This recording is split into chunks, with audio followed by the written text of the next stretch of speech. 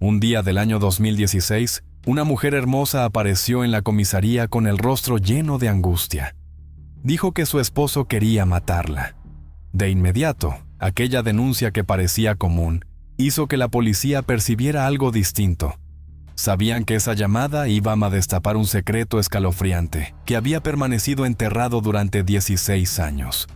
Un secreto relacionado con dos hombres tan cercanos como hermanos, los enredos sentimentales entre dos mujeres, y hasta un cocodrilo que parecía inocente.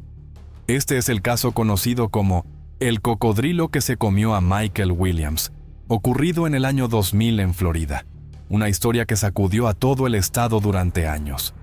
En diciembre de 2000, Florida entraba en invierno. Pero a diferencia de otros lugares, allí seguía haciendo calor, con el sol brillando sobre enormes lagos. Michael Williams, de 31 años, salió de casa temprano rumbo al lago Seminole, el más grande de la zona, para cazar patos. Su plan era cazar un par de horas y regresar a casa antes del mediodía. Pero aquel viaje se convirtió en un viaje sin regreso. Michael desapareció de manera misteriosa, como si se hubiera desvanecido en el aire. La policía desplegó un operativo masivo, buscándolo durante más de un mes, sin dejar rastro alguno. No fue sino hasta 16 años después que el misterio de su desaparición finalmente salió a la luz. La historia comienza en una familia de clase trabajadora, donde Michael nació y creció. Esa cercanía se mantuvo durante mucho tiempo, incluso después de que los cuatro ya se habían casado. Sin embargo, en ese momento los problemas sentimentales apenas comenzaban. En 1988, los cuatro amigos inseparables se graduaron de la preparatoria. Michael consiguió un empleo bien remunerado como tasador de bienes raíces, mientras que Denise, su novia, se convirtió en contadora. Ambos se casaron en 1994. El mejor amigo de Michael, Brian, se dedicaba al negocio de seguros y también contrajo matrimonio con su novia Kathy. Nacido en un hogar humilde, Michael había decidido desde niño cambiar su destino. Durante la preparatoria, aprovechaba las noches para trabajar en una tienda de conveniencia y con lo que ganaba ayudaba a su familia. Esa ética de trabajo lo acompañó hasta la adultez. En 1999, Michael y Denise tuvieron una hija llamada Ansley. Pero poco después, la muerte de su padre le dio una nueva perspectiva de la vida. Empezó a valorar más la convivencia con su familia, dejó de enfocarse únicamente en el trabajo, dedicó más tiempo a su esposa e hija, y también a cuidar de su madre. Además, acudió a su viejo amigo Brian para contratar 3 pólizas de seguro de vida con un valor total de $2 millones. Michael decía que, si algún día le ocurría algo, quería asegurarse de que su esposa e hija quedaran protegidas. El tiempo pasó hasta que llegó el sábado 16 de diciembre del año 2000. Michael, con 31 años, se levantó temprano para ir a cazar patos en el lago Seminole, su pasatiempo favorito. Tenía que regresar antes del mediodía, pues ese día era muy especial. Él y Denise celebraban su 6º aniversario de bodas. Habían planeado festejar juntos, e incluso unos días después, pensaban irse de vacaciones en un crucero. Al amanecer, Michael ya tenía todo listo. Preparó el equipo de caza, enganchó su pequeña lancha a la camioneta y condujo hacia el lago Seminole, ubicado a aproximadamente 1 hora de distancia. Aunque era invierno, en el sur de Florida no hacía frío, y en esa temporada llegaban muchas parvadas de patos migratorios. Con un poco de suerte, en 2 o 3 horas podría regresar con una buena presa. Sin embargo, al acercarse el mediodía, Michael seguía sin volver a casa. Su esposa, Denise, presintió que algo andaba mal, pues su marido siempre cumplía con su palabra. Además, su teléfono tampoco respondía. Denise, desesperada, buscó la ayuda de su padre. Juntos condujeron hasta el lago Seminole, el lugar donde Michael acostumbraba a cazar, para buscarlo. Al llegar al sitio habitual, descubrieron el Ford Mustang de Michael, estacionado a la orilla del lago, vacío por dentro. Recorrieron el área en auto tratando de hallarlo, pero no había rastro alguno de él. Presa del pánico, llamaron a la policía. De inmediato, la policía movilizó equipos de rescate, incluso helicópteros y buzos, para participar en la búsqueda. Los vecinos de la zona, así como amigos y conocidos de Michael, también se ofrecieron como voluntarios. Poco después, apareció su lancha a la deriva en un pantano. Dentro estaban una escopeta de caza y 2 chalecos salvavidas. El motor estaba apagado, pero el tanque de gasolina seguía lleno. No había nadie en la embarcación. Desafortunadamente, en ese momento, una fuerte tormenta azotó la zona. La temperatura descendió bruscamente y la búsqueda se volvió aún más difícil. Tras varios días sin obtener resultados, la posibilidad de que Michael siguiera con vida parecía nula. La policía concluyó que se trataba simplemente de un accidente. Según su hipótesis, la lancha pudo haberse estrellado contra un tronco bajo el agua, provocando que Michael cayera al lago. Y como el área estaba infestada de caimanes, lo más probable era que lo hubieran devorado. Aún así, aunque hubiera sido atacado por caimanes, la policía necesitaba pruebas. La búsqueda a gran escala se extendió durante 44 días, acumulando más de 700 horas de trabajo. Se revisó minuciosamente una vasta zona alrededor del lago, pero no se encontró ninguna pista de Michael. Era como si se lo hubiera tragado la tierra. Finalmente, las autoridades suspendieron definitivamente el operativo y concluyeron que Michael había sufrido un accidente, cayó al agua y fue devorado por caimanes. Sin embargo, apenas 6 meses después, un habitante local encontró por casualidad unas botas de goma que fueron confirmadas como propiedad de Michael. Este hallazgo renovó las esperanzas de la policía, que decidió reanudar la búsqueda. En esta ocasión, localizaron además una gorra, una linterna, una camisa roja y un permiso de caza, todo perteneciente a Michael. Lo extraño era que, a pesar de haber pasado medio año, los objetos seguían en perfecto estado. La linterna aún funcionaba y el permiso de caza conservaba intacta la tinta, aún con descubrimientos tan importantes. Sin embargo, aquellos objetos no ayudaron en nada a esclarecer el paradero de Michael. Algunos pensaron que quizás se había marchado de casa por voluntad propia, pero la mayoría seguía convencida de que había sufrido un accidente y ya no estaba con vida. Aún así, la policía tomó el caso con seriedad y convocó a expertos en cocodrilos para evaluar la situación. De acuerdo con los especialistas, cuando la temperatura del agua baja de cierto nivel, los cocodrilos dejan de alimentarse. Si Michael realmente hubiera sido devorado por ellos, en pleno invierno la cantidad de comida que ingieren es mínima, por lo que sería casi imposible que se lo hubieran comido por completo. Al menos debió quedar algún resto de ropa. Pero aparte de los objetos encontrados intactos, ni en el agua ni en la orilla apareció una sola prenda o señal, lo cual resultaba sumamente inusual. Todos esos indicios apuntaban a que la posibilidad de que Michael hubiera sido devorado por cocodrilos prácticamente no existía. Entonces, ¿a dónde había ido? En ese momento la policía reparó en un detalle. El auto de Michael fue hallado en una orilla del lago que nunca había sido utilizada. Eso significaba que tuvo que conducir arrastrando la lancha a través de un terreno pantanoso y fangoso para llegar hasta allí. Además, con la tormenta tan fuerte del día de su desaparición, la lancha debería haber sido arrastrada hacia la orilla este del lago, pero en realidad fue encontrada flotando en el lado oeste. A partir de esas anomalías, la policía comenzó a sospechar que Michael pudo haber sido asesinado y que su cuerpo había sido ocultado en algún lugar. Pero como no había ninguna pista, el caso tuvo que ser suspendido. Según la ley del estado de Florida, en los casos de personas desaparecidas, las autoridades deben esperar 5 años para poder declarar legalmente la defunción. Sin embargo, apenas 6 meses después de la desaparición de Michael, su esposa Denise solicitó el acta de defunción. Y al no existir nuevas pistas, para calmar la opinión pública, la policía rompió el protocolo y expidió el acta de defunción de Michael. Desde ese momento, Michael Williams fue declarado oficialmente muerto, con la causa registrada como accidente por ahogamiento. cuando se anunció este resultado. Denise, en calidad de esposa, no mostró ninguna objeción. Parecía que desde el inicio nunca había depositado demasiadas esperanzas en la búsqueda. Pero hubo alguien que jamás creyó en esa conclusión.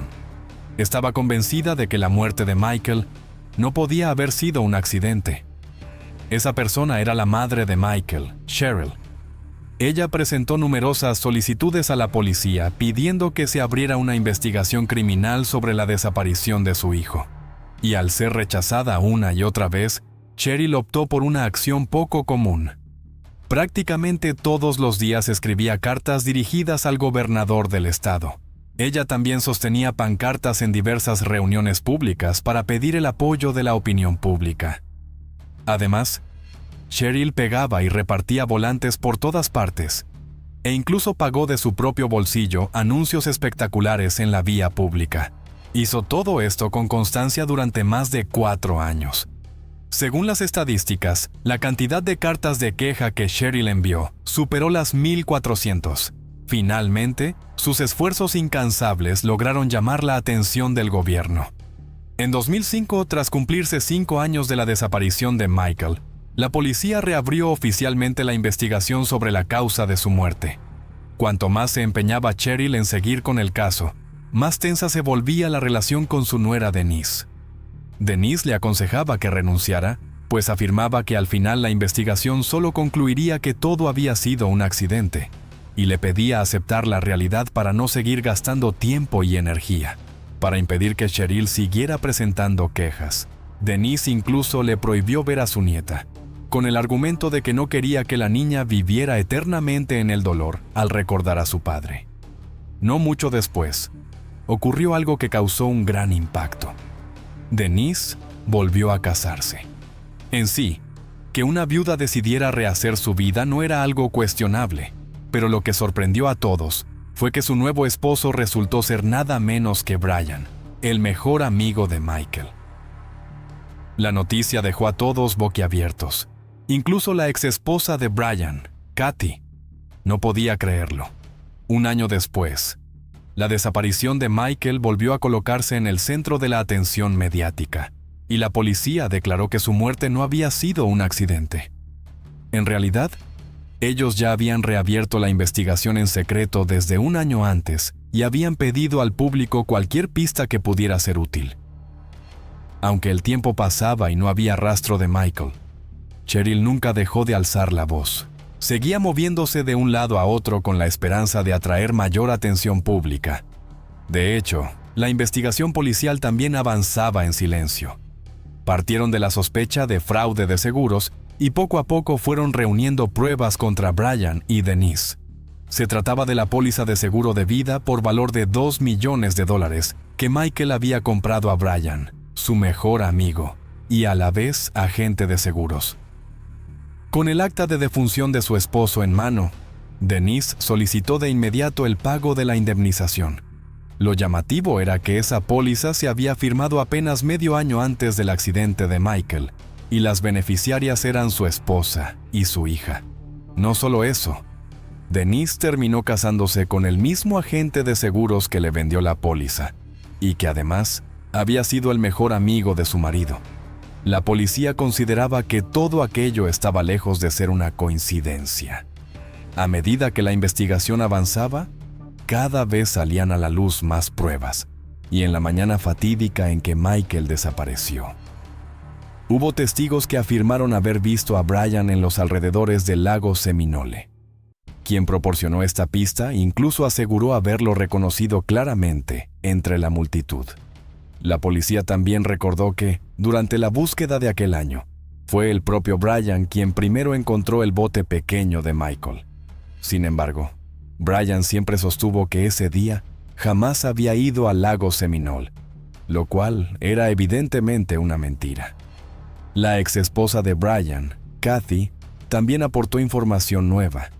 Antes de divorciarse, ya había notado señales de que Brian y Denise mantenían una relación extramarital. Todas estas pistas señalaban directamente a Brian y a Denise. Era evidente que su motivo era la relación clandestina y al mismo tiempo la enorme suma del seguro de vida. por lo que habían planeado juntos el asesinato de Michael. No obstante, en aquel entonces la policía solo contaba con indicios indirectos y el cuerpo de Michael seguía sin aparecer. Con tan escasas pruebas, resultaba muy difícil inculpar a ambos. La investigación, que parecía avanzar, terminó estancándose de nuevo. A menos que Brian y Denise confesaran por voluntad propia, podían seguir libres y sin castigo. Así, la investigación reabierta tras 4 años volvió a quedar en punto muerto, y el caso se prolongó hasta 2016. 16 años después de la desaparición de Michael, un suceso inesperado cambió el rumbo de la investigación. El 6 de agosto de 2016, en la estación de policía de la ciudad de Tallahassee, Florida, una mujer irrumpió presa del pánico y el terror, declarando que su esposo había intentado matarla y que acudía para pedir protección. Esa mujer no era otra que la viuda de Michael, Denise Merrill. Denise relató a la policía que su matrimonio con Brian había comenzado a deteriorarse desde 2012 y que posteriormente se separaron. En ese momento estaban en proceso de divorcio de mutuo acuerdo, lo cual enfureció a Brian, que no aceptaba la separación. Él se escondió en el coche de Denise, esperó a que ella subiera y la encañonó con una pistola, obligándola a permanecer dentro del vehículo durante 2 horas. Durante ese tiempo, la amenazó. Si Denise no renunciaba al divorcio, ambos morirían juntos. Tras lograr escapar con dificultad y hacer que Brian se marchara, Denise condujo de inmediato a la comisaría para denunciarlo por amenazas con arma de fuego y secuestro. Sin embargo, la reacción de la policía fue inusual.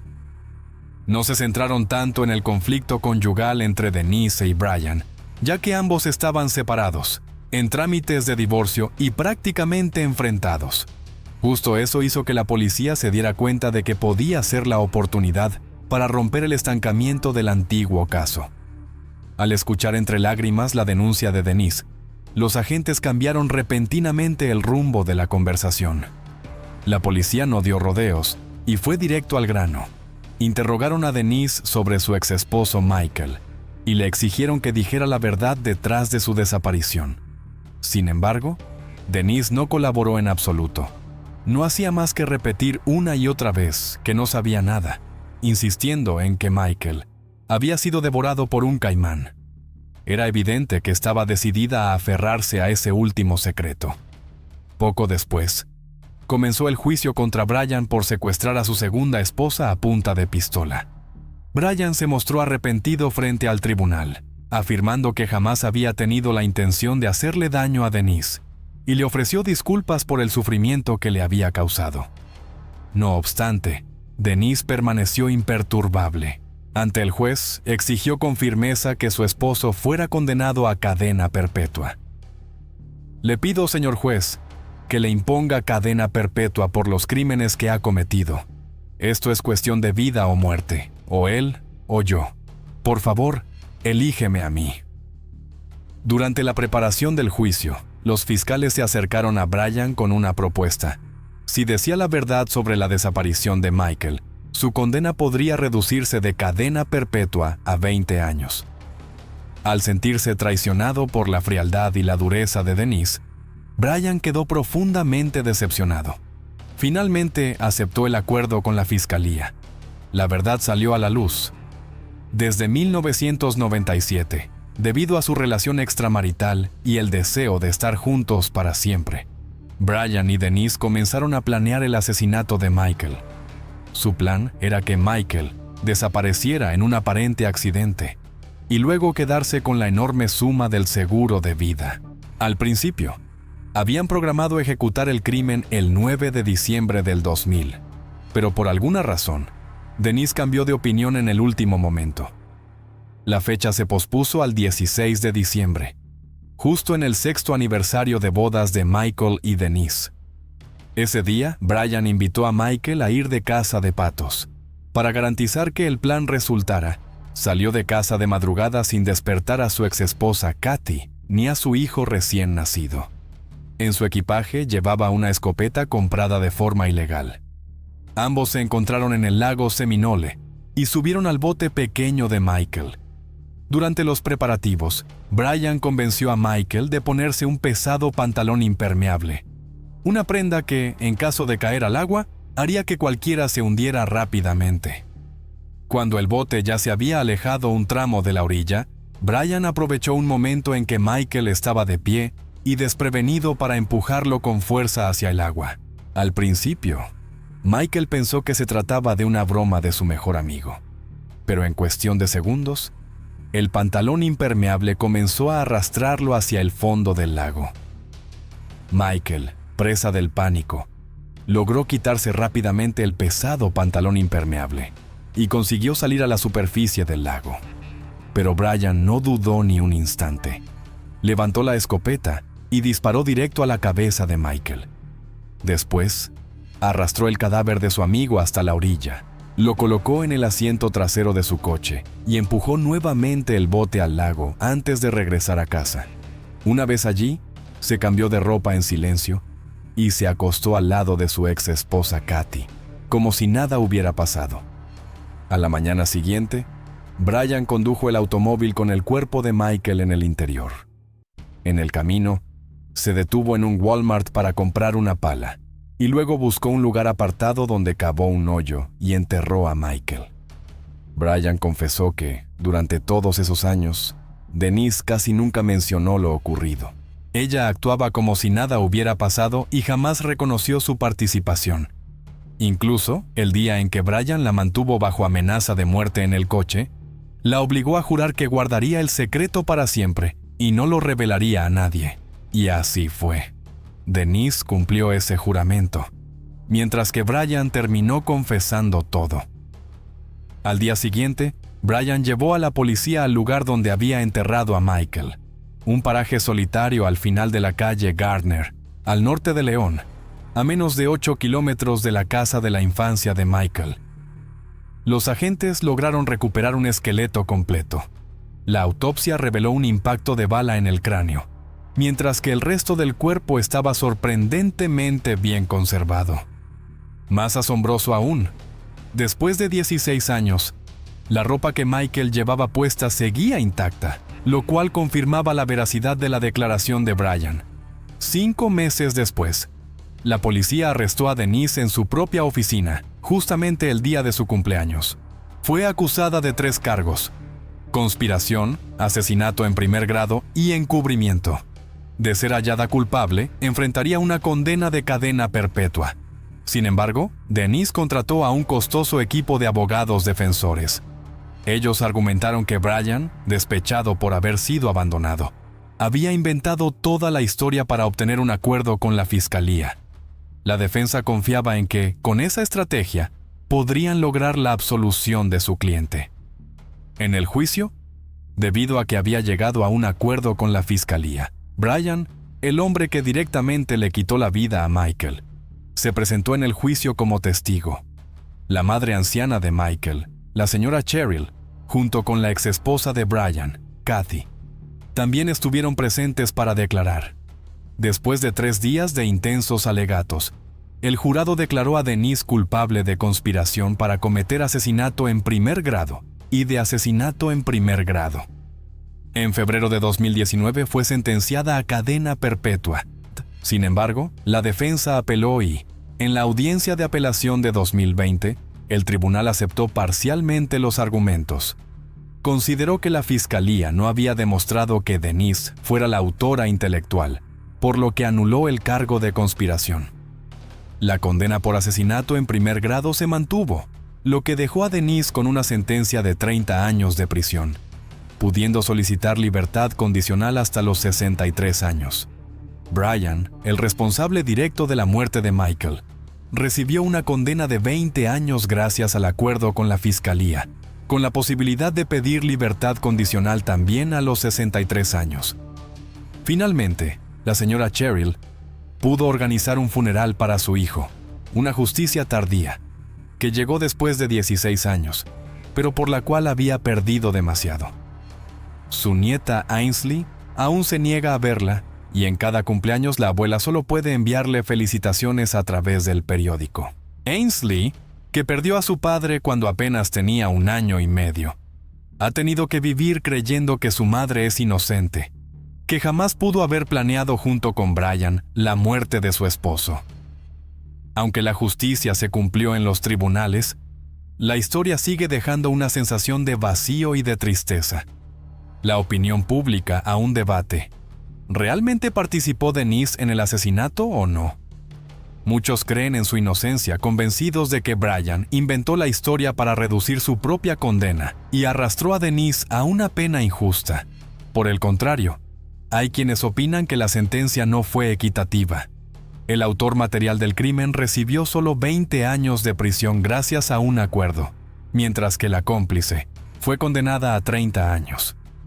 El caso deja una pregunta dolorosa. ¿La justicia puede alguna vez ser verdaderamente completa?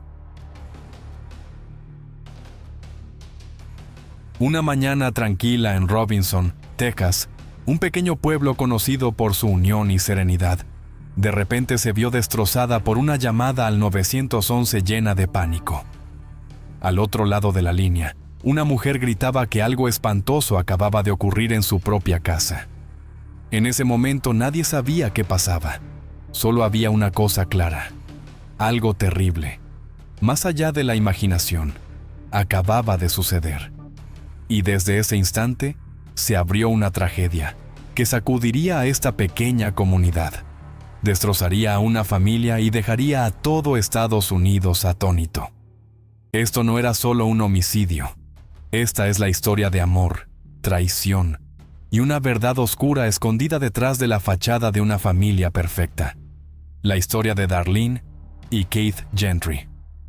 Darlene Doscasil nació el 2 de noviembre de 1974, la segunda de 3 hermanas en una familia llena de amor. Desde el principio, quienes la rodeaban vieron en ella una chispa especial. Sus parientes y amigos la recuerdan como una persona radiante, disciplinada y llena de vida. Una joven no solo hermosa por fuera, sino también cálida y ambiciosa por dentro. Criada en el centro de Texas, Darlene pronto se convirtió en alguien querida en la comunidad gracias a su sonrisa deslumbrante, su cabello rubio y su habilidad natural para conectar con los demás. Aunque nunca recibió oficialmente un título de reina de belleza, sus amigos y maestros la llamaban cariñosamente la Texas Beauty Queen. Fue elegida reina del baile, participó en el equipo de banderas y siempre parecía estar en el centro de todo acontecimiento escolar. Su gracia no era forzada, surgía de manera natural. Destacaba no solo por su apariencia, sino también por su sinceridad. Darlene hacía que todos se sintieran vistos, valorados por sus amigos y profundamente amados por su familia. Era una joven con un camino claro hacia el futuro. En 1993, Darlene se graduó de Joe High School en Cameron y estudió en el Texas State Technical College en Waco. Al principio, se inclinó por la odontología y cursó un programa de asistente dental. Pero su objetivo a largo plazo era convertirse en enfermera. Fue precisamente en esos años universitarios cuando conoció a alguien que cambiaría por completo el rumbo de su vida. Keith Gentry. Keith, nacido el 2 de septiembre de 1974 en Waco, era hijo de Wayman y Glenda Gentry. Creció en Robinson, un pueblo donde la familia y la comunidad seguían siendo el núcleo central. Keith tenía 2 hermanas y una gran familia que siempre lo apoyaba. En la preparatoria de Robinson, Keith era conocido por su carácter accesible y su fortaleza serena. No era presumido ni ruidoso, pero quienes lo conocían valoraban su confiabilidad y su bondad. Keith no buscaba atención, simplemente hacía lo que debía hacer sin quejarse. Al igual que Darlene, también ingresó al Texas State Technical College, donde estudió diseño técnico y soldadura. Después, consiguió un trabajo estable como asistente de ingeniero en una compañía eléctrica, construyendo para sí mismo un futuro sólido y lleno de responsabilidad. Keith tenía el espíritu de un pilar familiar, enfocado, trabajador y siempre pensando en el tipo de vida que quería forjar. Sus amigos y familiares solían decir que ya era un hombre de familia incluso antes de formar una. Cuando Keith y Darlene se conocieron, La conexión fue inmediata. La química entre ellos era innegable, y no pasó mucho tiempo antes de que ambos se hundieran en un amor profundo. La familia de Darlene recibió rápidamente a Keith, y la familia de Keith también abrió los brazos para darle la bienvenida a Darlene. Todos a su alrededor pensaban que casarse era solo cuestión de tiempo. Pero, como en muchas parejas jóvenes, sus tiempos no siempre coincidían. Para 1997, ambos habían terminado la universidad y se preparaban para las siguientes etapas de sus vidas. En ese momento, Darlene anhelaba en silencio una propuesta de matrimonio. Keith, en cambio, aún no estaba listo para comprometerse ni siquiera a vivir juntos. Después de varias conversaciones francas, tomaron la dolorosa decisión de separarse. Ambas familias quedaron totalmente sorprendidas, y ni Darlene ni Keith superaron fácilmente la ruptura. Los dos estaban profundamente heridos, sin estar seguros de cómo sería el futuro sin el otro. Buscando un nuevo comienzo, Darlene se mudó a Dallas. Allí regresó al campo dental y trató de adaptarse a la vida en la ciudad. Pero el ritmo acelerado no era para ella. El robo de su automóvil y la lejanía del estilo de vida urbano finalmente dejaron huella.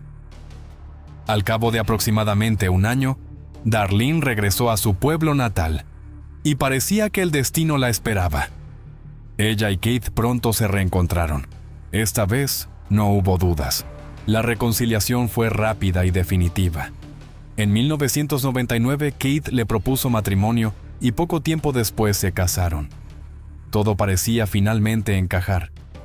La joven pareja compró su primera casa y comenzó a construir la vida que antes solo habían soñado. Sin embargo, para Darlene, aún faltaba algo. Aunque había retomado el trabajo dental, se dio cuenta de que su verdadera vocación estaba en otro lugar. Llena de determinación y motivación, volvió a estudiar, esta vez para obtener un título en enfermería. Keith apoyó completamente las ambiciones de su esposa, orgulloso de verla esforzarse al máximo por sus metas. Eran, en todos los aspectos, una pareja feliz. Reían con frecuencia, compartían responsabilidades y asumían juntos el papel de compañeros de vida. A principios de los años 2000, Keith y Darlene Gentry habían establecido una vida ideal en la apacible comunidad de Robinson, Texas. A solo unos minutos en coche de Waco, su casa estaba en un vecindario tranquilo, curiosamente justo al lado de los padres de Keith. Esa cercanía resultaba reconfortante, aunque con el tiempo se volvió más complicada. Keith tenía un trabajo estable como asistente de ingeniero en la compañía eléctrica local, mientras que Darlene trabajaba como enfermera con licencia. Con 2 ingresos fijos, disfrutaban de una vida cómoda, no lujosa, pero suficiente para mantener a la familia y permitirse pequeños placeres de vez en cuando. La familia era el centro de sus sueños. En 2001 nació su primer hijo, Chase. Cody llegó en 2004 y para 2005 dieron la bienvenida a su tercer hijo, Kate. Los Gentry parecían asumir la paternidad con naturalidad. Con el apoyo de ambos abuelos, construyeron una vida basada en el amor, la estabilidad y la tradición familiar. Eran el tipo de familia que otros admiraban. Padres atractivos y entregados, 3 adorables niños y un hogar bien cuidado. Pero bajo la superficie, la realidad era mucho más complicada. El trabajo de Keith a menudo requería viajes, dejando a Darlene sola para manejar tanto sus responsabilidades laborales como familiares. Darlene se ocupaba de los hijos, de la casa, y además trabajaba como enfermera. Sin embargo, incluso cuando Kate estaba en casa, el equilibrio de responsabilidades no cambiaba demasiado. Él solía estar exhausto después de sus viajes de trabajo y solo quería descansar, en lugar de entrar de lleno en el caos de criar a niños pequeños. Al darse cuenta del peso que esto ponía sobre el matrimonio y la familia, Keith finalmente decidió dejar su empleo bien pagado pero con constantes viajes, para aceptar un puesto de oficina con menor salario, pero que le permitía estar cerca de casa. Fue una decisión tomada por amor y por sentido práctico, pero también trajo un costo: La reducción de ingresos tensó las finanzas familiares, y Keith empezó a sentirse atrapado en un trabajo que consideraba monótono, sin motivación. Extrañaba el reto y el ritmo intenso de su empleo anterior. La frustración comenzó a apoderarse de él. Mientras tanto, los hábitos de gasto de Darlene parecían no cambiar. Ella mantenía la casa impecable, organizaba reuniones y seguía comprando cosas que ya no podían permitirse. Sus discusiones giraban a menudo en torno al dinero. Keith creía que ella era descuidada en la administración financiera y empezó a resentir que cada vez más responsabilidades del cuidado de los hijos recayeran sobre él y sus padres. Amigos y familiares comenzaron a notar el cambio. La pareja que antes parecía feliz ahora se veía tensa. Quejas discretas, distancia emocional silenciosa y presión creciente. Aún así, no había señales de que Keith o Darlene quisieran divorciarse, en especial Keith, quien parecía decidido a mantener unida a la familia. Pero todo cambió en la mañana del 9 de noviembre de 2005. A las 6:11 de la mañana, Darlene llamó a emergencias en estado de pánico. Su voz temblaba mientras describía una escena aterradora. La puerta trasera de la casa estaba abierta de par en par, y Keith yacía en la cama, cubierto de sangre y apenas con vida. Le dijo al operador que varias armas de Keith habían desaparecido, y relató que él echaba espuma rosada por la boca, emitiendo un sonido agónico. Darlene declaró que esa noche no había dormido con su esposo.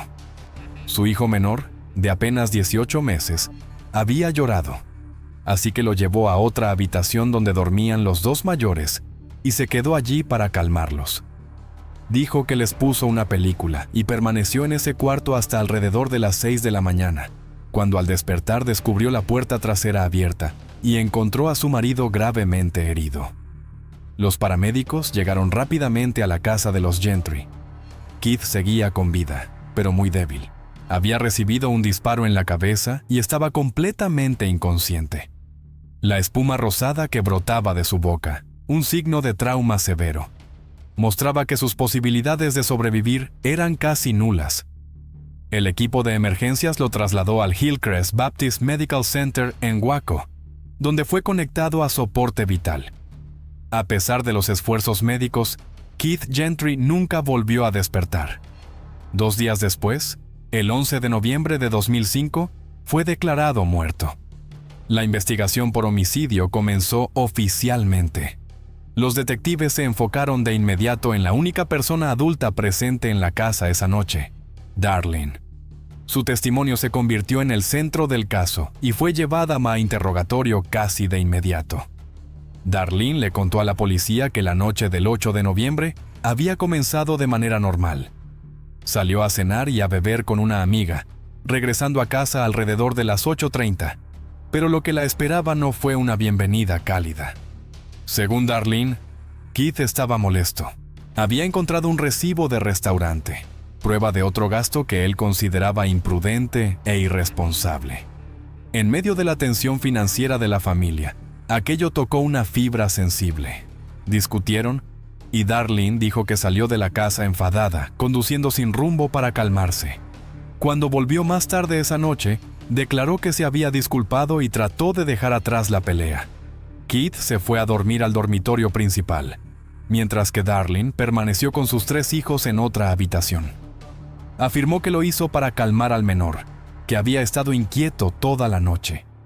Recordó haberse despertado brevemente alrededor de las 5:15 de la mañana, al escuchar que el perro ladraba, pero no le dio importancia, ya que a veces ladraba sin motivo. Después se volvió a dormir hasta cerca de las 6 de la mañana. Ella dijo que se levantó de la cama, atravesó la casa y pensaba despertar a Keith para que fuera a trabajar. Cuando él no respondió, entró en la recámara y lo encontró acostado en la cama, inmóvil y cubierto de sangre. También declaró que la puerta trasera estaba abierta de par en par y que el gabinete de armas, que normalmente estaba cerrado con llave, había sido forzado y todas las armas habían desaparecido. Según Darlene, era un escenario espeluznante. Alguien había entrado a la casa en medio de la noche, asesinado a su esposo y se había llevado varias armas sin dejar rastro alguno. Sin embargo, conforme avanzó la investigación, los detectives comenzaron a notar varias inconsistencias que pusieron en duda toda su versión. La primera fue el tema del tiempo. Darlene afirmó que revisó a Keith hasta las 6 de la mañana, pero el análisis forense mostró que el disparo probablemente ocurrió mucho antes. La trayectoria de la bala, la cantidad de sangre y la condición médica de Keith indicaban que había sido herido bastante tiempo antes, algo difícil de pasar por alto para cualquiera que estuviera en la casa. Surgieron además otras sospechas en la escena. Darlene dijo que varias armas habían desaparecido del gabinete, pero los investigadores encontraron algunas acomodadas ordenadamente detrás de la casa. Eso no correspondía con la conducta de un ladrón apresurado. Más bien parecía que alguien las había colocado allí deliberadamente para simular un robo. Aunado a eso, solo 2 personas sabían cómo abrir el gabinete de armas: Keith y Darlene. Quien lo abrió debía conocer bien la ubicación y el escondite de la llave. Esto hacía poco creíble la hipótesis de un intruso al azar. Después estaba la conducta de Darlene. Como enfermera tenía las habilidades y la calma necesarias para realizar resucitación cardiopulmonar, o al menos revisar signos vitales, pero no hizo nada. Cuando llegaron los paramédicos, ella no había intentado salvar a Keith ni salió corriendo a guiarlos. En su lugar, permaneció en el cuarto con sus hijos, explicando que temía por su seguridad. Los investigadores también prestaron atención a otro detalle: la llamada al 911. En lugar de sonar como una mujer en pánico al descubrir que su esposo había sido baleado, la voz de Darlene sonaba relativamente serena. Hablaba con claridad, incluso relatando una secuencia detallada de lo que había hecho esa noche. Su tono parecía más el de alguien intentando justificarse para disipar sospechas que el de una persona en crisis. Esa misma mañana, Darlene fue llevada a la estación de policía para rendir una declaración formal. Pero cuando las preguntas se volvieron más directas, de inmediato titubeó y sorpresivamente invocó la quinta enmienda, solicitando la presencia de un abogado. El interrogatorio terminó justo después. En su declaración, Darlene afirmó que amaba a su esposo y que jamás haría algo para lastimarlo. Habló de su vida en común, admitió las presiones financieras y la carga de criar a 3 niños pequeños, pero recalcó que esos problemas eran parte de la vida cotidiana, nada lo suficientemente grave como para conducir a la violencia. Sin embargo, los investigadores no podían pasar por alto los vacíos en su relato. Las pruebas mostraban que este hecho no se parecía en nada a un robo, sino que tenía un carácter personal y planeado. La gran pregunta era: ¿quién tenía el motivo? ¿Quién la oportunidad? ¿Y quién el acceso? Aunque Darlene lloraba y hablaba con emoción, eso no bastaba para disipar las sospechas en su contra. Cuando la policía volvió a registrar la casa, no encontró señales de allanamiento, pero en el bote de basura de la cocina descubrieron un par de guantes de hule. Dentro había un casquillo, restos de pólvora y ADN que coincidía con solo 2 personas: Keith y Darlene. Fue un gran avance. Luego, hallaron que Keith tenía una póliza de seguro de vida valuada entre $500,000 y $750,000, una cifra suficiente para levantar sospechas de un posible motivo en medio de la crisis económica familiar. Menos de 3 semanas después del tiroteo, Darlene fue arrestada y acusada de asesinato. Sin embargo, ese mismo día, los padres de Keith pagaron la fianza para que ella saliera en libertad. La familia Gentry, incluidos los padres de Keith, seguían convencidos de que Darlene era inocente y continuaron apoyándola. Pero entonces surgió un detalle nuevo y sorprendente. Tras quedar en libertad, Darlene contactó a un conocido llamado Robert Pavevela, expresándole su intención de comprar un terreno con un estanque cerca del pueblo de Axtell. Dijo que el agua del estanque le recordaba el sueño de Keith de llevar a sus hijos a pescar. Sonaba conmovedor, pero pocas semanas después, Darlene lo llamó para pedirle que rellenara el estanque. El cambio despertó sospechas en Pavevela, quien informó a la policía. Al registrar el lugar, los investigadores encontraron en el fondo del estanque un arma calibre .22 que coincidía con el casquillo hallado en los guantes. Era el arma homicida. Para asegurarse, pidieron a Pavevela que ayudara a tenderle una trampa. Fingiendo que se preparaba para rellenar el estanque, la llamó para avisarle que debía vaciar el agua primero. Al día siguiente, bajo vigilancia de una cámara oculta, Darlene apareció en el estanque con botas y un palo, buscando justo en el sitio donde el arma había estado escondida. Toda su acción quedó grabada en video. Esa era la prueba que la policía necesitaba. El caso fue llevado a juicio, y la fiscalía centró todo en el video que mostraba a Darlene intentando recuperar el arma. Sumado a los guantes, la escena fingida y sus declaraciones contradictorias, todo conducía a una única conclusión. Finalmente, el jurado declaró a Darlene Gentry culpable de asesinato en primer grado. Fue sentenciada a 60 años de prisión. La fiscalía sostuvo que el motivo de Darlene era tanto financiero como emocional. Quería escapar de su matrimonio, quería libertad y quería el dinero del seguro de Keith. Actualmente, Darlene cumple condena en la prisión femenina Lane Murray, en Gatesville, Texas. En 2017, el Tribunal de lo Penal de Texas rechazó su apelación para un nuevo juicio. A menos que obtenga un perdón o una reducción de condena, permanecerá en prisión hasta 2067, con posibilidad de libertad condicional hasta 2037. Desde 2010, la custodia de sus 3 hijos fue otorgada permanentemente a los abuelos paternos, y el tribunal prohibió a Darlene cualquier contacto con ellos. La historia de los Gentry no terminó solo con una sentencia, sino que dejó un vacío imposible de llenar. 3 niños perdieron tanto a su padre como a su madre. Una familia quedó destrozada y una comunidad cambió para siempre. Amor, dinero y engaño se entrelazaron en una tragedia que deja una pregunta inquietante. A veces, ¿quién es en verdad el extraño? ¿El que está afuera o la persona que duerme junto a nosotros cada noche?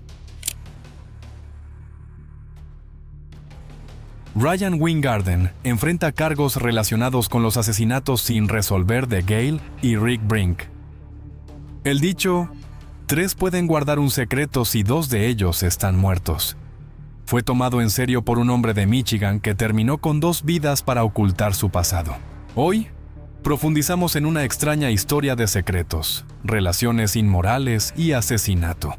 Un caso impulsado por los celos y un hombre dispuesto a matar para proteger su secreto. Si aún necesita suscribirse a nuestro canal, presione el botón de suscripción y presione la campana de notificación a continuación. Sumerjámonos de lleno en esta extraña historia. Nuestra narrativa se desarrolla en Holland, Michigan, conocida por su herencia holandesa y su encanto cultural.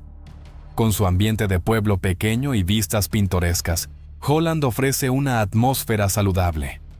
Los recién casados Gail y Rick Brink vivían al norte de Park Township, una ubicación perfecta para la ambiciosa pareja ansiosa por renovar su nuevo hogar y formar una familia. Desafortunadamente, sus sueños se vieron destrozados por los celos y los secretos. Durante 25 años, Pam Weingarten albergó un oscuro secreto, ocultando la verdad para proteger su trabajo, su familia y su reputación.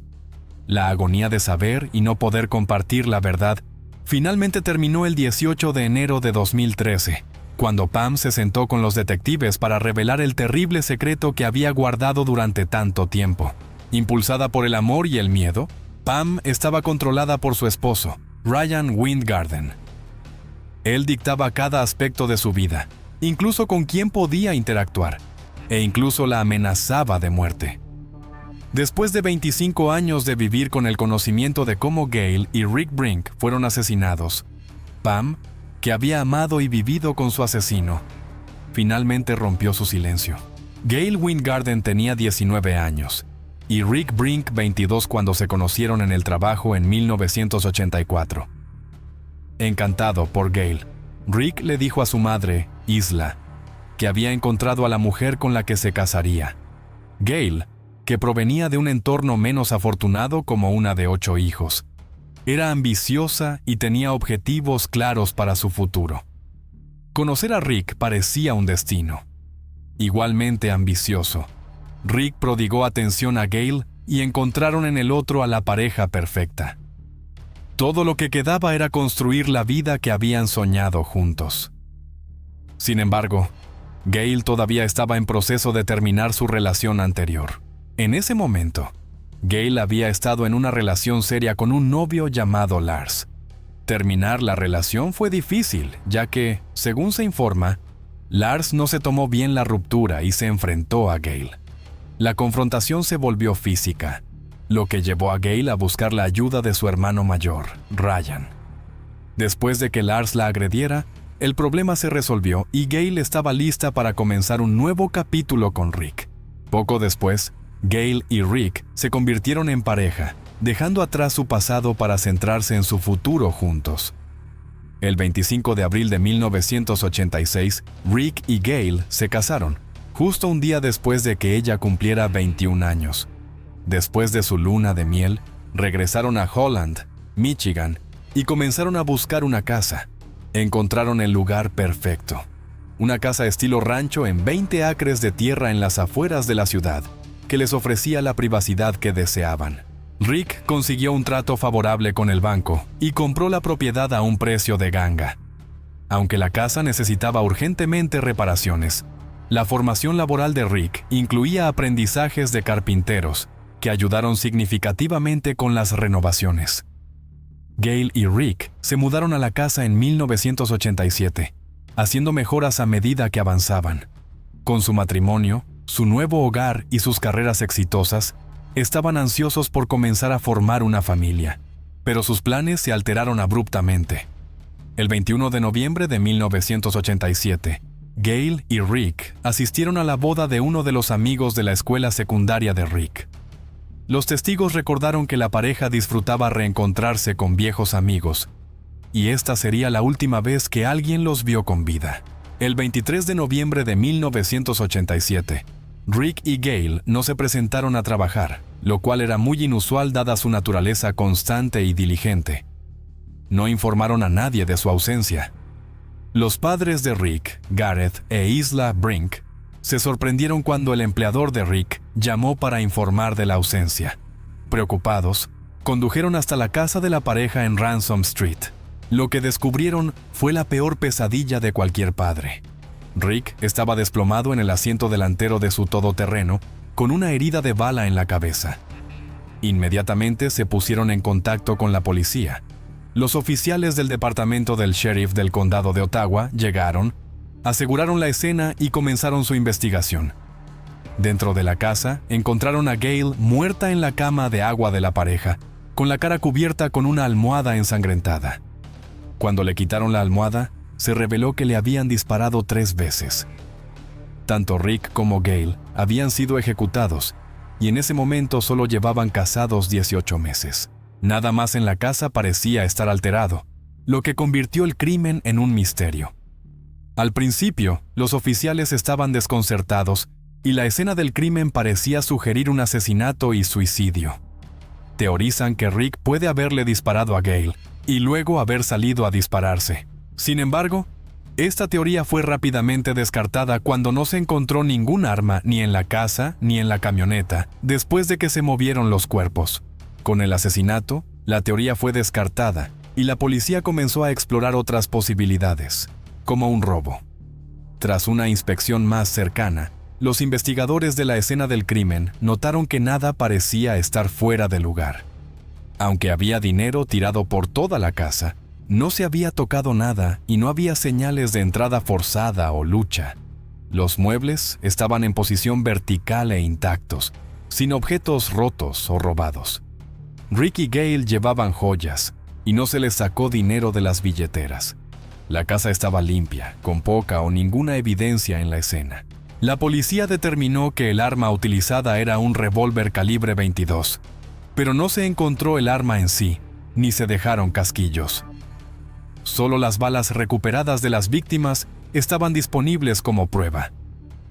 La investigación recuperó 6 huellas dactilares, 4 pertenecientes a la pareja y 2 de origen desconocido. Una huella dactilar se encontró en el asiento del inodoro, y la otra en el teléfono. Se analizaron estas huellas en el sistema, pero no coincidieron con ninguna de las personas conocidas.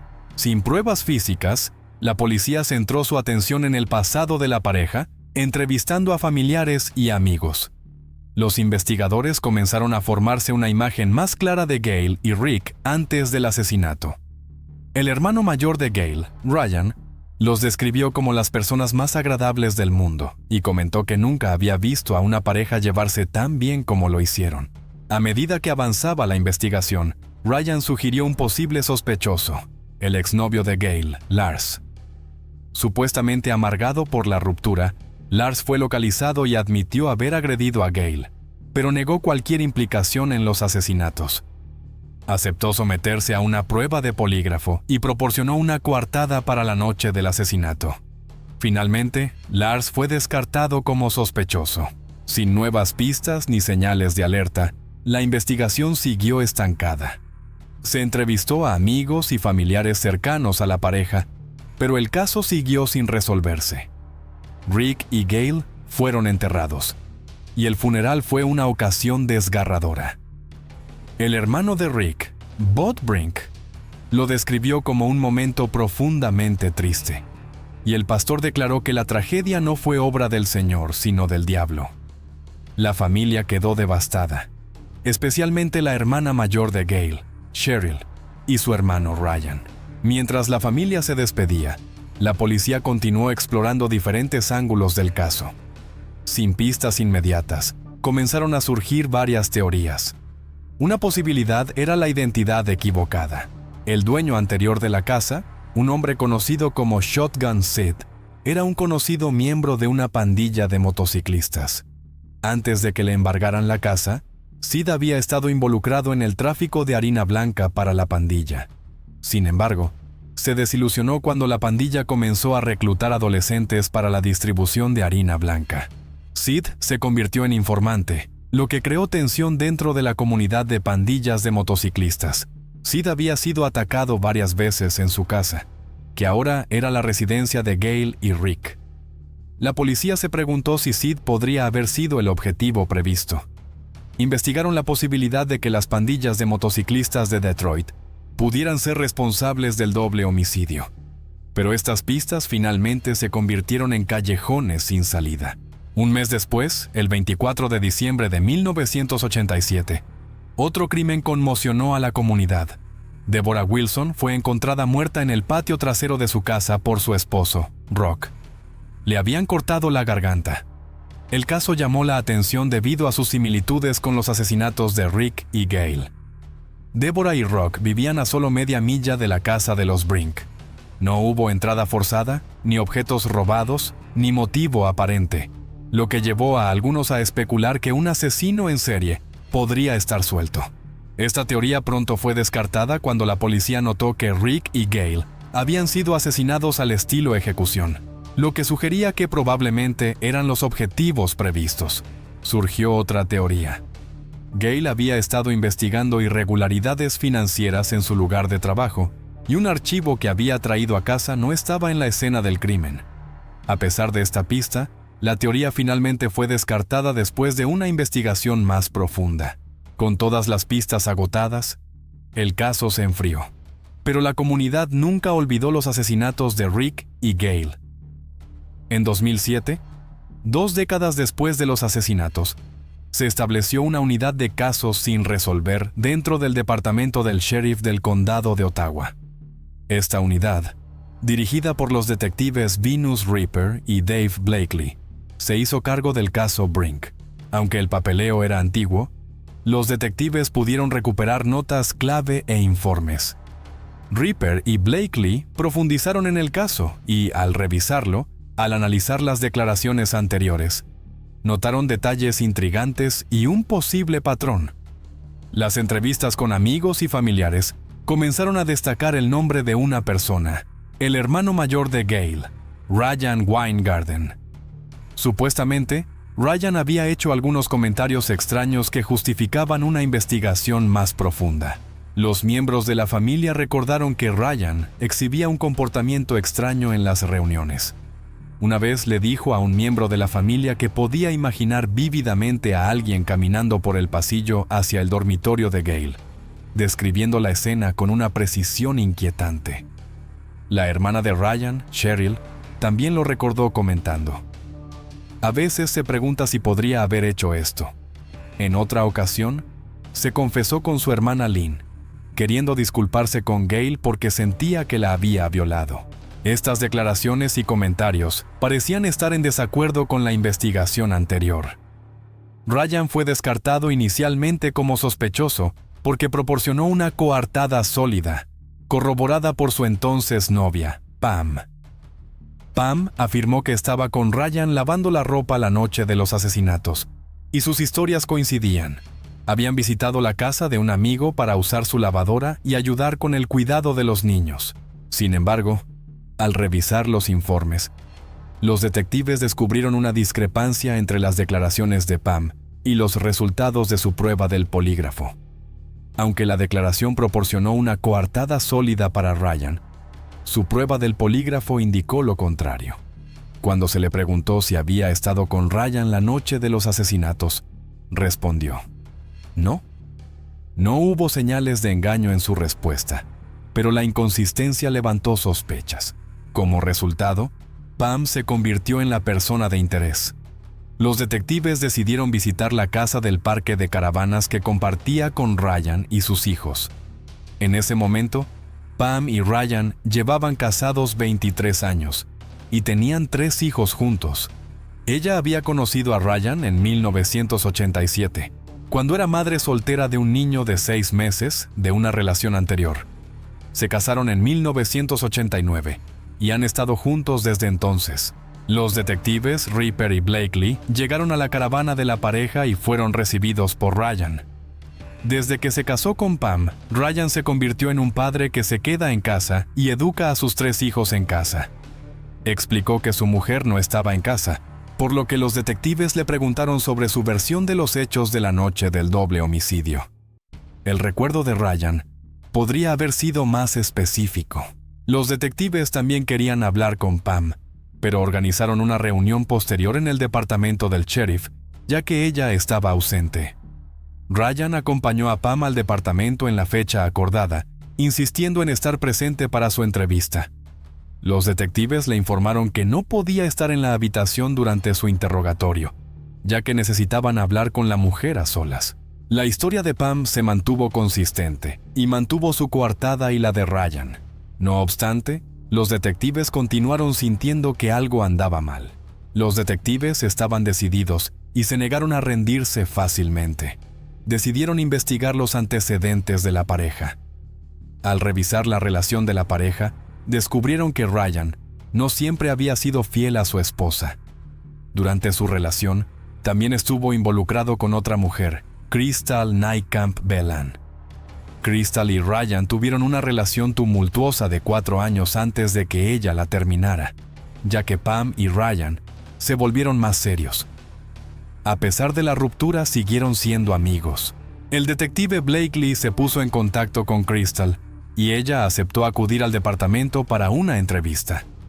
La entrevista inicial transcurrió sin problemas y sin ninguna revelación incriminatoria.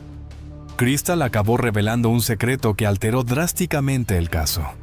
Ryan le había confesado una relación inapropiada que había tenido con Gail cuando eran más jóvenes.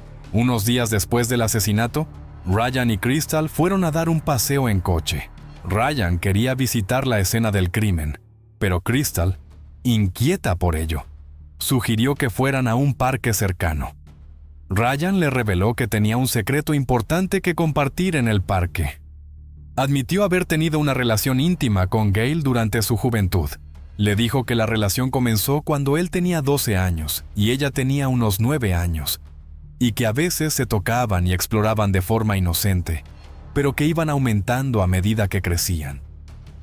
Ryan insistió en que la relación era consensual, aunque un niño de 9 años no puede dar su consentimiento legalmente. Admitió que la última vez que le propuso matrimonio a Gail, ella se negó, y él la obligó a hacerlo. Le mostró a Crystal una foto de él, Gail y su hermano Rick en un viaje en barco, recordando lo sexy que se veía ella en bikini. Dijo que no podía apartar la vista de Gail en ese viaje y pensó que Rick podría haber sabido sobre sus indiscreciones anteriores con su hermana. La confesión de Crystal de este secreto que él compartió les dio a los detectives un nuevo ángulo para investigar.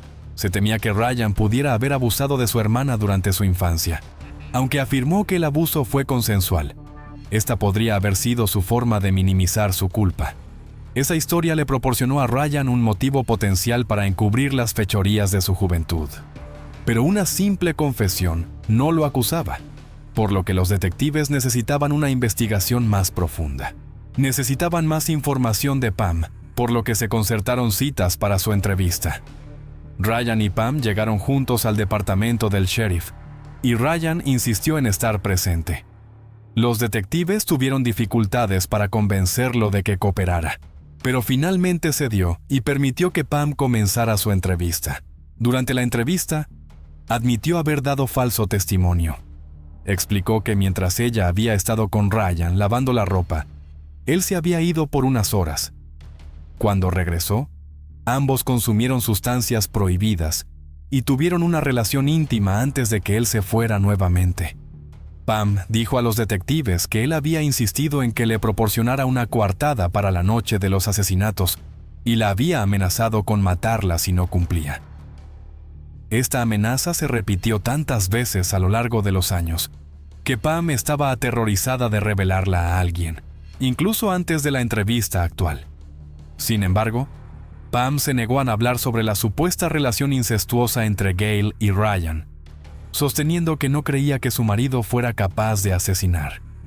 Reconoció que Ryan podría haber proporcionado una coartada falsa, pero defendió firmemente su inocencia. Después de la entrevista, Ryan fue interrogado sobre el doble homicidio. El detective Blakely preguntó específicamente sobre la relación de Ryan con Gail. Ryan inicialmente fingió ignorancia, pero cuando se le presionó más sobre la naturaleza de su relación, le restó importancia diciendo que era solo un juego de niños. Su respuesta pareció menospreciar las acusaciones, y el detective Blakely dudó de la naturaleza consensual de sus interacciones. A pesar de esto, no hubo pruebas suficientes para detener a Ryan, y fue liberado. En los días siguientes, el comportamiento de Ryan se volvió cada vez más errático. Hizo varias llamadas a los detectives, alternando entre elogiar y criticar al equipo de investigación. Su comportamiento inestable e impredecible no proporcionó motivos para acusarlo de los asesinatos. Además, Ryan obstruyó los intentos de contactar con Pam, lo que complicó la investigación. Los detectives Ripper y Blakely siguieron decididos a descubrir la verdad y resolver el caso. Desafortunadamente, pasarían años antes de que los detectives recibieran la noticia y necesitaran hablar con Pam. En enero de 2013, los detectives se acercaron a Pam en su lugar de trabajo, donde ella aceptó hablar con ellos en privado. Le explicaron que su trabajo era descubrir la verdad y que era necesario sumar las cosas. Esto significaba que solo se irían una vez que llegaran al fondo del caso. Agobiada por la culpa, aceptó reunirse con los detectives en el departamento del sheriff, el 18 de enero de 2013. Durante esta reunión, finalmente se reveló la verdad. En 1987, Pam era madre soltera de un niño y había estado saliendo con Ryan solo unos meses cuando Gail y Rick fueron asesinados. A pesar de que Ryan no era el padre de su hijo, ella seguía apegada a Nael. Pam comenzó confirmando que efectivamente habían visitado la lavandería esa noche. Sin embargo, su historia cambió gradualmente con respecto a las declaraciones anteriores. Admitió que Ryan se había ido solo y regresó unas horas más tarde, solo para irse nuevamente el domingo por la mañana. Ryan había llegado a ella angustiado, golpeando su puerta y buscando desesperadamente hablar. Cuando lo dejó entrar y le preguntó qué pasaba, confesó haber disparado y matado tanto a Rick como a Gail. Ryan explicó que una disputa familiar se había convertido en una discusión en toda regla. El problema supuestamente involucraba a Ryan, los padres de Gail y su reciente venta de la casa. Vivían en una caravana con Ryan y los dos hermanos menores de Gail. Ryan quería que Gail los ayudara, permitiéndoles aparcar su caravana en la entrada de su nuevo hogar. Pero el ayuntamiento informó a Ryan de que la caravana había violado las leyes de la ciudad, y Gail se opuso a la idea. No quería que sus dos hermanos menores, que eran irrespetuosos y se metían con frecuencia en problemas, estuvieran cerca de su nuevo hogar. El hombre se fue enfadado, pero regresó con el pretexto de tener problemas con el coche. Cuando Rick salió a su todoterreno para ayudarle, Ryan aprovechó la oportunidad y le disparó 2 veces en la cabeza. Después entró y le disparó 3 veces a Gail, mientras ella estaba acostada en la cama. Ryan le dijo a Pam que los había matado porque creían que eran mejores que el resto de la familia. La mujer se sorprendió por la confesión y le dijo a Ryan que se fuera. Más tarde la llamó para preguntarle si podía volver a verla. Ella aceptó y él le dijo que la llevaría de regreso a su casa. Pam recogió a su hijo y los 3 se fueron. Ryan llevó a Pam a la escena del crimen, con la intención de mostrarle la horrible evidencia de lo que era capaz de hacer. Aparcaron a poca distancia para evitar que los vieran cerca de la casa. Pam vio la camioneta de Rick todavía en la entrada. Al mirar adentro, vio el cuerpo de Rick desplomado en el asiento delantero. Ryan la agarró de la muñeca y la arrastró hacia la casa, llevándola por el pasillo hasta el dormitorio principal, donde Gail yacía muerta. Gail parecía estar dormida. Ryan sacó la almohada que había usado para cubrirle la cara y le preguntó, ¿no es hermosa? Luego le advirtió a Pam que si iba a la policía o le contaba a alguien lo que había hecho, podría sufrir el mismo destino. Aterrorizada, huyó de la casa. A pesar de su miedo, se quedó con él en su casa esa noche. Al día siguiente, reanudaron sus vidas como si nada hubiera pasado. Pam le pidió que la dejara en casa para que pudiera prepararse para el trabajo. Antes de irse, le mostró el arma que había usado y la ropa que llevaba durante los asesinatos, que había escondido en su coche. Mientras la llevaba a casa, reiteró su amenaza, haciéndole jurar que guardaría el secreto y estableciendo la coartada que mantendría durante años. Cuando le preguntó por qué había matado a Rick y Gail, Ryan finalmente reveló la verdad. Admitió haber tenido una relación íntima con su hermana en su juventud y temía que Rick ya lo supiera o lo averiguara. Además, confesó que tenía envidia del éxito de la pareja. No había progresado mucho en la vida, sobreviviendo vendiendo pequeñas cantidades de drogas y dependiendo de ella, que se convirtió en el principal sostén de la familia, mientras él se quedaba en casa para criar y educar a sus hijos. Sus celos hacia el nuevo marido de su hermana, su hogar, su carrera y especialmente su relación amorosa con Rick lo consumieron. La visión de su felicidad con otro hombre lo impulsó a cometer los asesinatos. Después de la confesión, Ryan fue detenido rápidamente. Su declaración resultó crucial para resolver el misterio de los asesinatos de los Brink. Ryan sostuvo que no había asesinado a los Brink, sino que solo admitió haber tenido una relación íntima con Gail. Para la familia Brink, el arresto trajo alivio y tristeza. Si bien estaban contentos de poder cerrar el caso finalmente, Dorothy Wingarden, la madre de Ryan, se negó a aceptar su participación en el asesinato de su hermana Gail. Otros miembros de la familia aceptaron mejor el resultado y reconocieron la resolución del caso. Después de su arresto, la policía registró su casa, pero solo encontró un rifle calibre 22.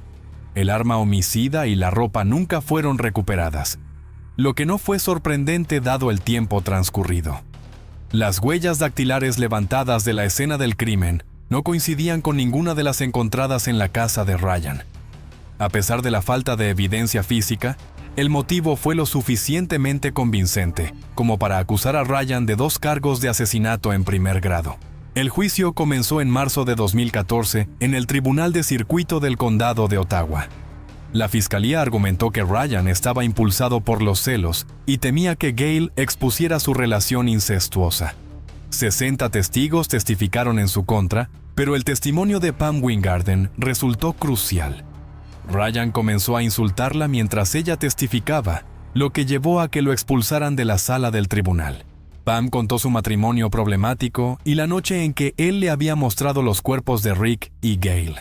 Además, un compañero de prisión testificó que Ryan se había jactado de los asesinatos e incluso había expresado el deseo de matar a otra hermana, Cheryl. Ryan subió al estrado él mismo, alegando que las autoridades estaban conspirando contra él y que necesitaban cerrar el caso convirtiéndolo en chivo expiatorio. También alegó que la policía había obligado a Pam a brindar un falso testimonio. El 28 de marzo de 2014, el jurado declaró a Ryan Weingarten culpable de ambos cargos de asesinato.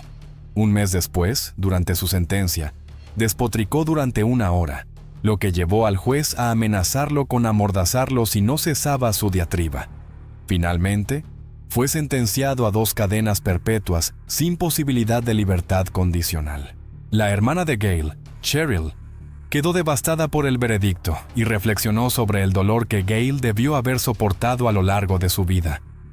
A pesar de su amor por su hermano, odiaba a la persona en la que se había convertido.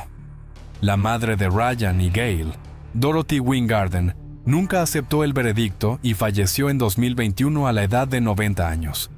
Posteriormente, Pam se divorció de Ryan, quien perdió todas las apelaciones y permanece en prisión. Casos como este son trágicos para todos los involucrados. No hay verdaderos ganadores. Ryan no solo se llevó la vida de 2 jóvenes que estaban comenzando su viaje juntos, sino que también destrozó a su propia familia con sus acciones despreciables. ¿Qué piensas de este extraño caso? Comparte tus comentarios a continuación. Hasta la próxima.